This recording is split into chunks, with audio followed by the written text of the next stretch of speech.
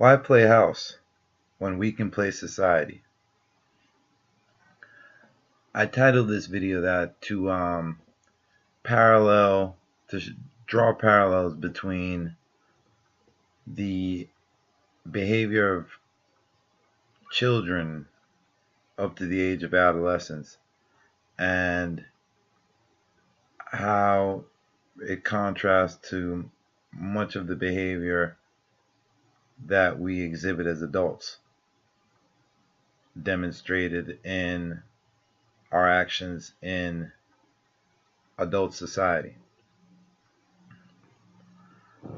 I'm Jason V. Sareve, by the way, for those who don't know me. I'm an informal public intellect, qualified only by my mind, by the fact that I have a mind. I am inclined to what differentiates me from any other thinker currently that I know of on the planet, or that you may be more familiar with, is that I am more inclined to look at societal problems first off as something that can be solved and not something that should be left up to politicians, but something that should be solved by people who know how to solve problems, and especially those particular type of problems. And what I mean is mathematical problems. And that's how I like to look at society, is in mathematical terms, because it can be broken down in that.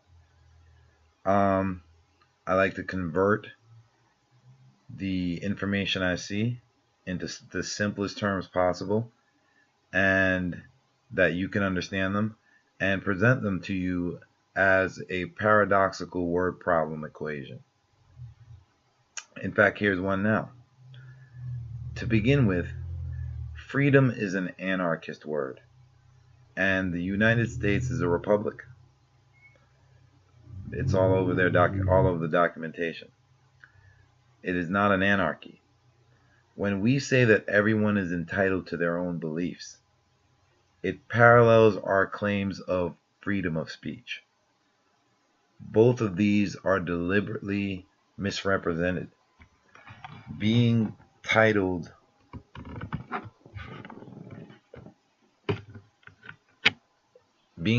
to our beliefs, our own beliefs, is inviting a population that speaks only nonsense, or primarily nonsense.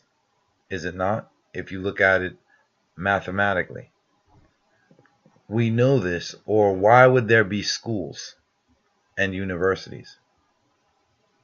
If we really believe that everyone should be free to their own beliefs, then wouldn't we allow children to grow to adults without having to go to school? But instead, it is the law for children to have to attend school. And then we have universities as well. So those are already evidence that we are not. Those are damning evidence, in fact, that we are not entitled to our own beliefs. Moving on, if we think about it in cerebral terms, it is ultimately impractical for a society to actually function as everyone being entitled to their own beliefs, if there was really such a freedom. A small part of the population being dunces may be the result in the best of circumstances for society, for any society. But most or all of the population being so, just rampant nonsense, rampant unintelligence, would be catastrophic. It would mean that the entire country's collective intellect would be based on military might, the ability to oppress, especially those with less or without means to defend themselves. This would mean the only way short of taking a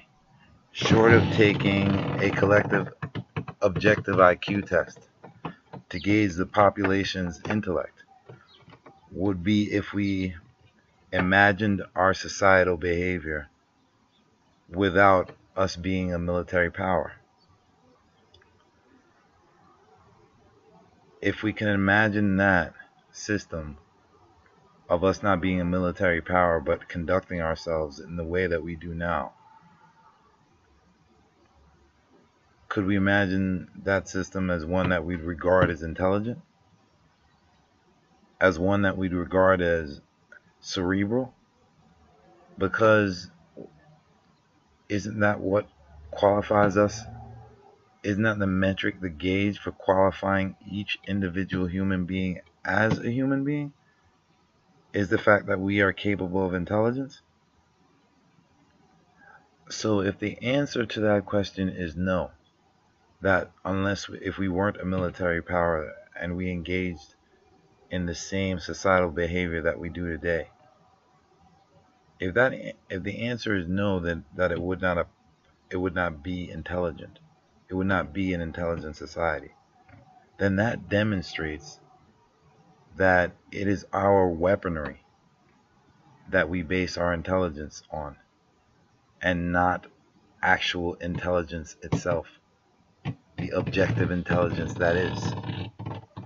This is the reason why the IQ test, as it is currently administered, is biased, and it needs to be transitioned over to being an objective IQ test. The only other way, if we think about it, another formulation of the equations, because really it's possibilities, probabilities and configurations that we're dealing with when it comes to math problems. It's elements, and you're just reconfiguring them around and considering the facets, turning it around and considering the possibilities, possible outcomes. So the only other way when we do that, a country of everyone being entitled to their own individual beliefs would be practical, is if the ruling class controlled the nonsense that was rampant within that said society. It would also mean that that ruling class would also define what is truth, not objectivity.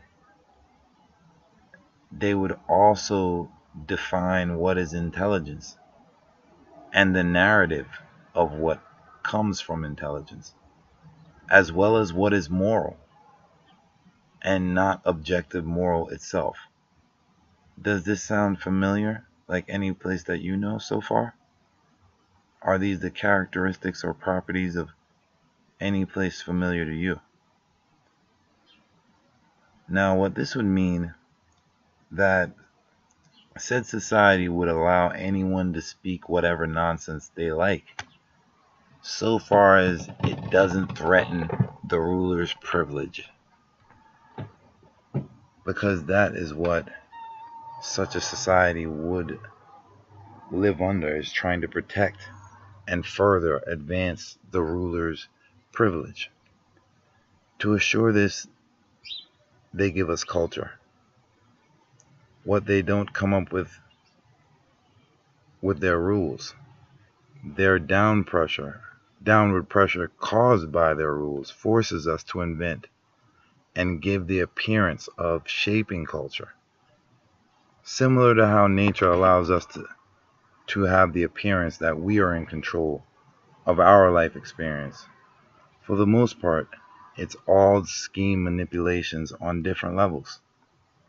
Going back to Western society, this means that there is only the appearance of freedom of beliefs or freedom of speech.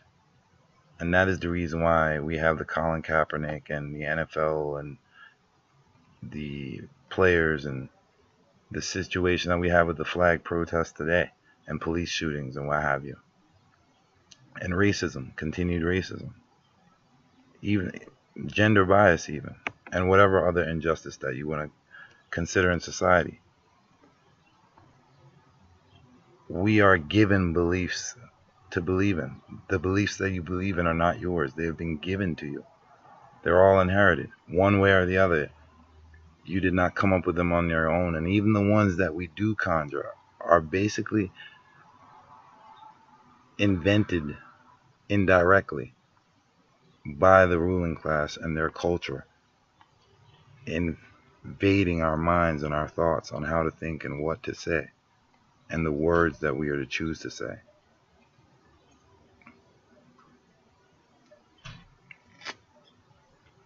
Society exists basically in math terms as a collection of manipulated concepts or manipulative concepts that are meant to not only